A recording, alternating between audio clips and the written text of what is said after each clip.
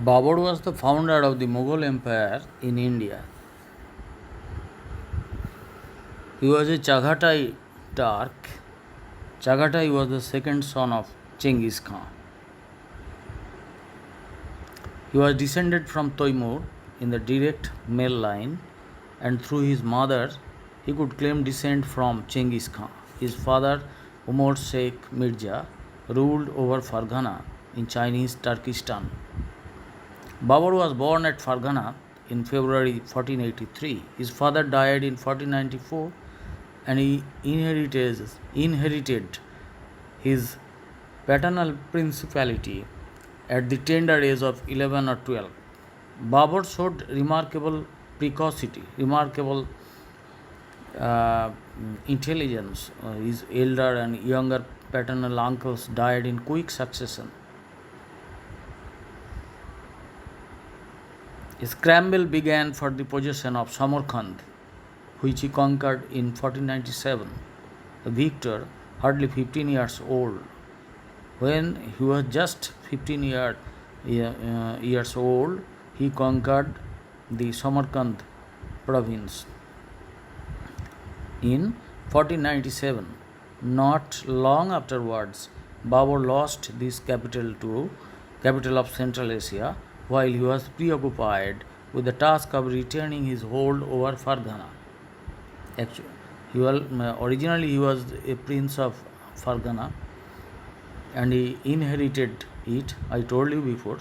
Soon he conquered Samarkand, but this brought him into collision with Shaibani Khan, the rising Uzbek chief, who defeated him in the battles of Sar-e-Pal and Aksai and drove him from Samarkand and Farghana. These defeats made Babur a wanderer. As he writes in his autobiography, Babur Nama, moving from square to square like a king on a chessboard. কি সুন্দর লিখেছেন দেখো, যে দাবার বোর্ডেতে যেমন সেই স্কোয়ারের মতন একটা ঘর থাকে, সেই তাতে যেমন চেকমেট দিয়ে দিলে রাজা যেমন এক ঘর থেকে অন্য ঘরে সরে সরে যায়, আমিও সেই রকম সরে সরে যাচ্ছিলাম এক ঘর থেকে অন্য ঘরে, like a wanderer. He succeeded in seizing Kabul in 1504, dispossessing a usurper, means dethroning their ruler. And Babur got another chance to re-establish his position in Central Asia, which he lost before. Shaibani Khan seemed like Genghis Khan and Taimur to threaten universal conquest. These two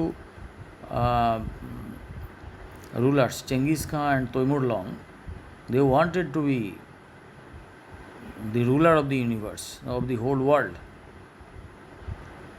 Babur had aroused the enmity of Shah Ismail, the Safavi monarch of the rejuvenated Persian Empire. Shah Ismail completely defeated Shaibani Khan and killed him. However, Babur's career outside India materially influenced his career in India. At Panipat,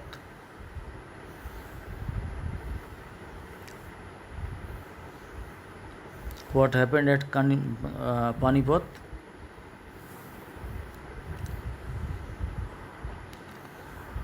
The first Indian invasion of Babur took place in 1519.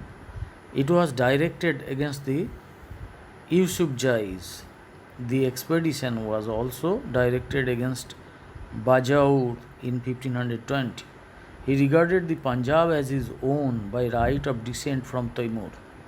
In 1524, he marched through the Khyber Pass, crossed the Jhelum River and the Chenab, and advanced up to Dipalpur, which he stormed, where he fought and won, but he had to fall back on Lahore and return to Kabul. He depended on the cooperation of his nobles belonging to the Lodi kingdom. However, in November 1525, he marched from Kabul. Kabul means presently in Afghanistan, the capital of Afghanistan. Babur marched from Kabul and entered the Punjab province with an army of 12,000.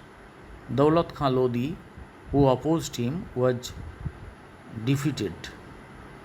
From the Punjab, he advanced in the direction of Delhi. Ibrahim Lodi advanced from Delhi to meet him, to challenge him.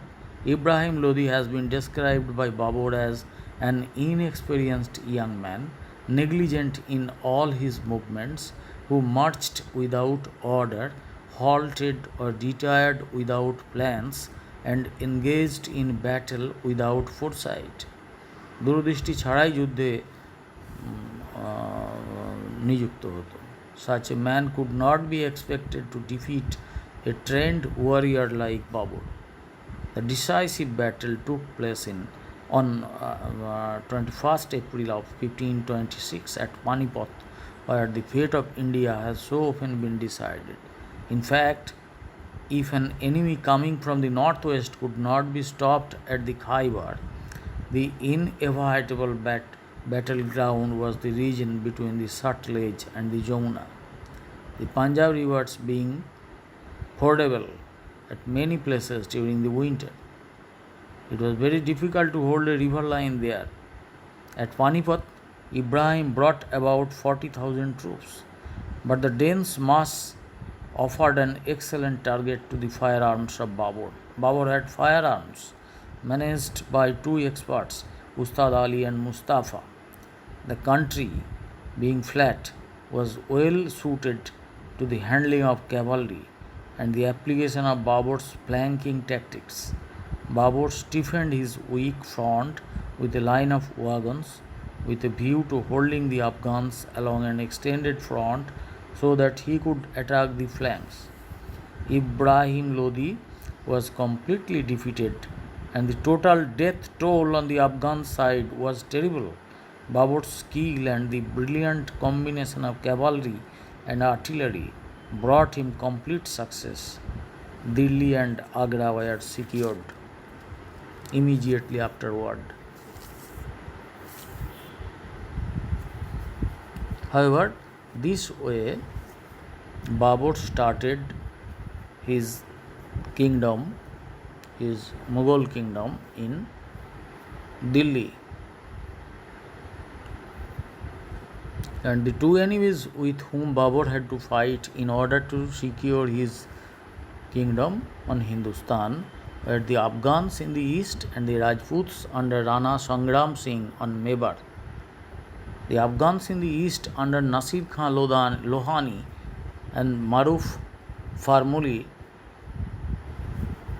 dispersed as Babur's eldest son Humayun approached with an expeditionary force, attacked them and dispersed them.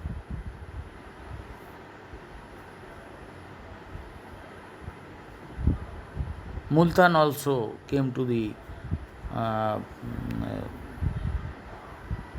under the rule of Babur. To the south, Babur's territory extended up to Kalpi and Gwalior, and the danger of that threatened his kingdom from Rajputana, that was there. Babur knew thoroughly well that he was now going to meet a veteran warrior, Rana Sangram Singh, who had previous transactions with Babur.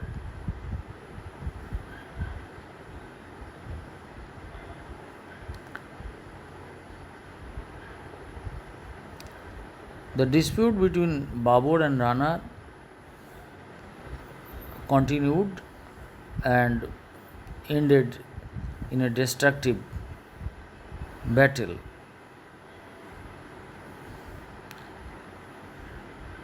But the Rajputs maintained a formidable pressure by the weight of their numbers. A numerous Rajput army came to fight Babur, but the artillery of Babur was the decisive factor. the Rajputs and their Afghan allies.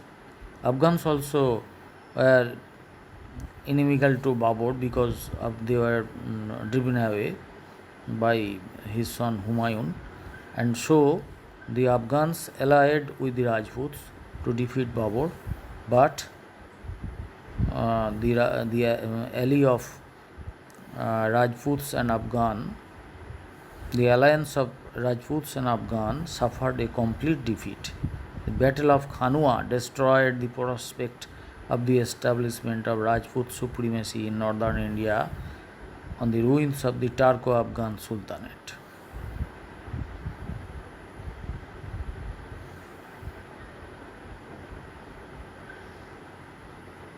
The Rana died broken-hearted in 1528.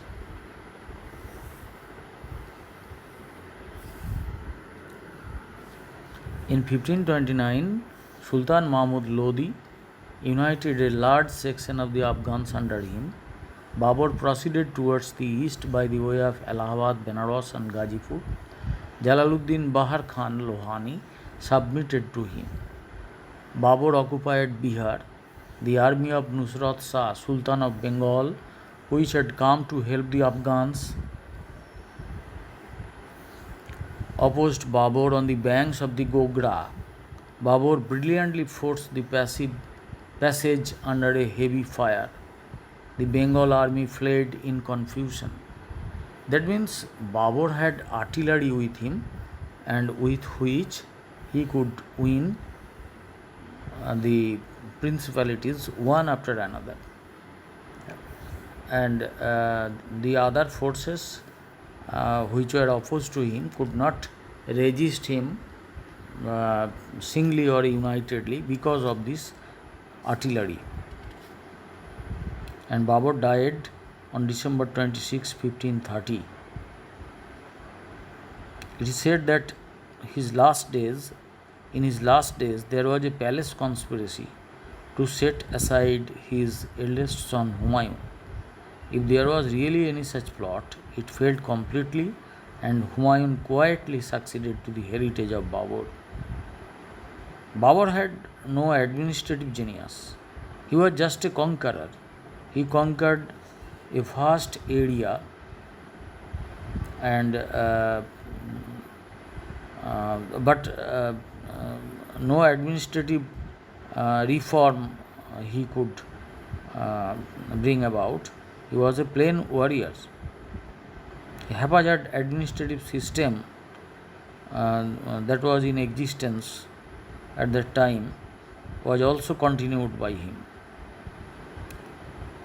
He left to his son a large empire which was not consolidated and which could not be held together only by the efficiency of the military machine. He has been rightly described by Lane Poole as the link between Central Asia and India, between predatory hordes and imperial government, between Tamerlane and Akbar.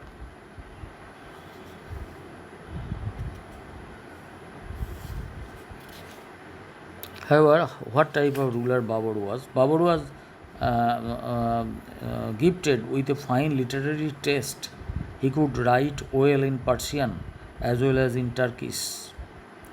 The most important source of our information for his career is his excellent autobiography, originally written in Turkish, transcribed by his son Humayun, and translated into Persian in the days of Akbar. As Elphinstone puts it, his memoirs contain a minute account of the life of a great Tatar monarch, along with a natural effusion of his opinions and feelings, free from disguise and reserve, and no less free from the affection of extreme frankness and extreme frankness. The style is plain.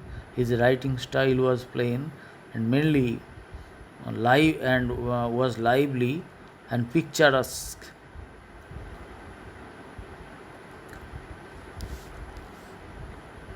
He is almost the only specimen of real history in Asia.